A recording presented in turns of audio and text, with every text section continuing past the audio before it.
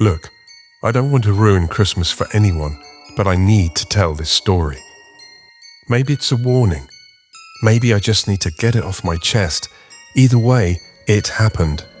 And it wasn't Santa. It was Christmas Eve, and everything was as it usually is. Mum was at work, pulling a double shift at the hospital. She had promised to be back before my little brother woke up. And Dad hasn't been around for a while. My brother Toby's only 5, so Christmas is still full of magic to him. He couldn't stop talking about Santa. Do you really think he'll come down the chimney? What if he gets stuck? Do you think he'll bring me the big red fire truck? He was so hyped he couldn't sit still and bounced up and down on the sofa. I'm 16 and old enough to enjoy my little brother's excitement. I played along and told him he'd better get to bed or Santa wouldn't show up. By 9:30, he was out cold, clutching the now ragged stuffed bunny I'd got him when he was born. I soon followed suit, knowing Toby would wake me up impossibly early. It was just past midnight when I suddenly woke up with a start. I felt unnaturally alert as my ears strained for the sounds of my mum coming home. I peered out of the window into the dark street to see if a car was on the drive. It wasn't. Maybe it was the wind rattling the windows that had woken me up, I thought. This old house makes a lot of noise. But then I heard it again. A dull thud from downstairs, like something heavy being dropped. My heart started to race. I tried to tell myself it was nothing. Maybe some decorations had fallen down. Maybe the cat was hunting a mouse. Then Toby stirred in his bed across the room. "Did you hear that?" he whispered, sitting up and rubbing his eyes. "It's nothing," I whispered quickly. "Let's go back to sleep." Toby shook his head. "It's Santa! He's here!"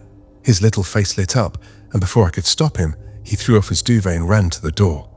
"Wait, Toby, stop!" I hissed, scrambling after him.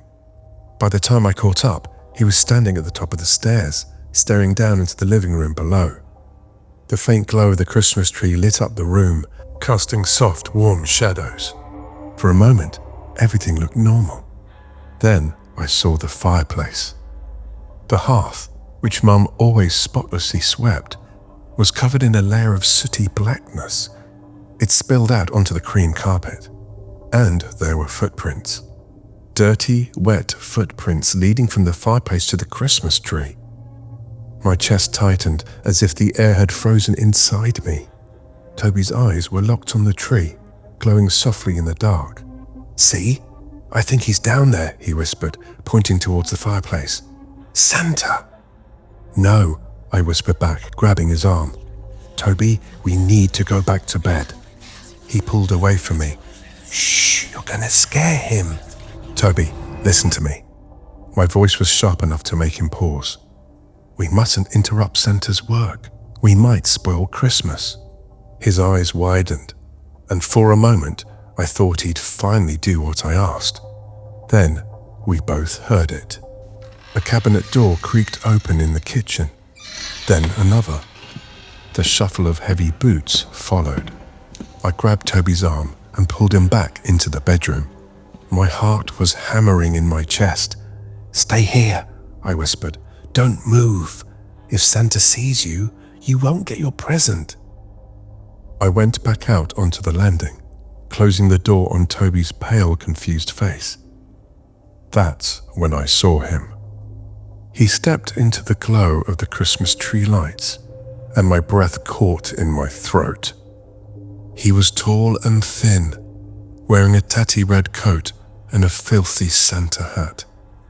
The hat was pulled low over his face, casting shadows that hid everything but the sharp line of his jaw.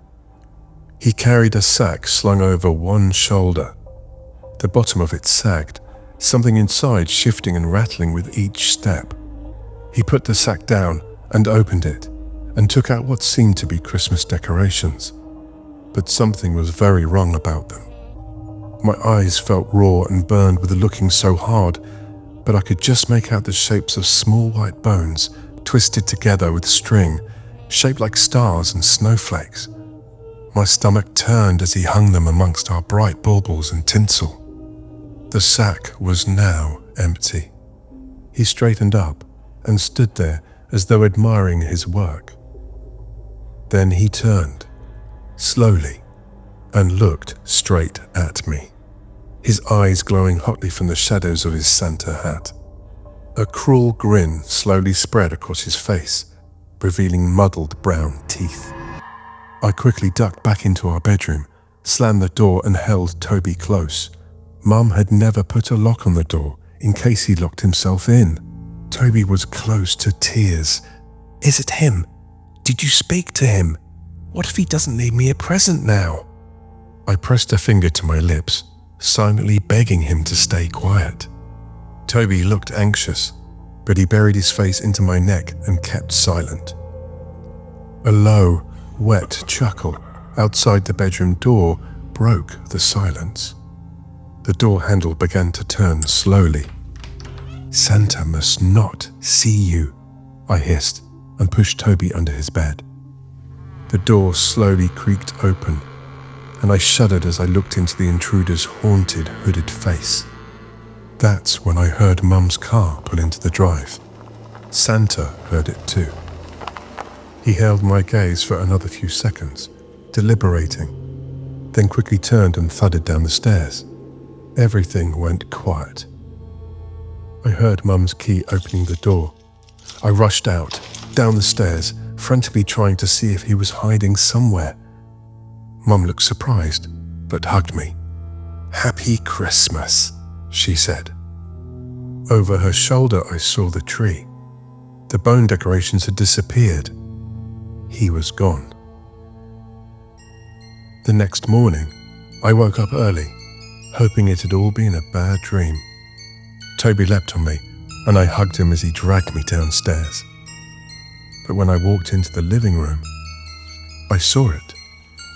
One ghostly gleaming bone ornament still hung from the highest branch, gently swinging in the faint morning light.